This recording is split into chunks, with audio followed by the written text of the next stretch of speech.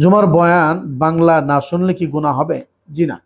জুমার বয়ান আরবি খুতবার পূর্বে যে বাংলায় আলোচনাটা হয় এটা শোনা জরুরি নয়, এটা বাধ্যতামূলক নয়।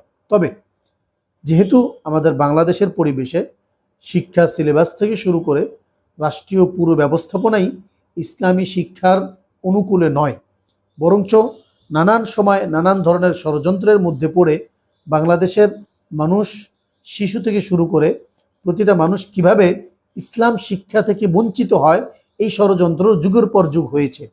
ফলাফলস্বরূপ যেটা দাঁড়িয়েছে যে এখন 50 বছর থেকে শুরু করে 20 বছর পর্যন্ত বা 20 থেকে 50 বছর পর্যন্ত যে মানুষগুলো রয়েছে এদের বেশিরভাগের অবস্থাই হলো ইসলাম সম্পর্কে একেবারেই জানেন না, একেবারেই খুব সামান্য জানেন, এতটাই কম জানেন যে এর দ্বারা যান বাঁচানো মুশকিল।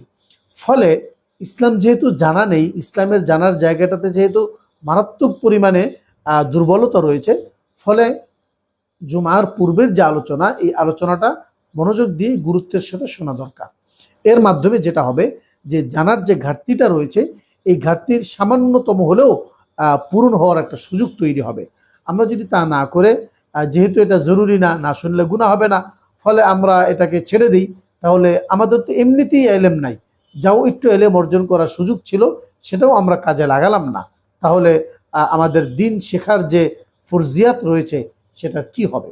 এজন্য আমরা অনুরোধ করব, গুনাহ না হলেও আমরা গুরুত্বের সাথে জুমা পূর্বের আলোচনাটা শোনার চেষ্টা করব ইনশাআল্লাহ।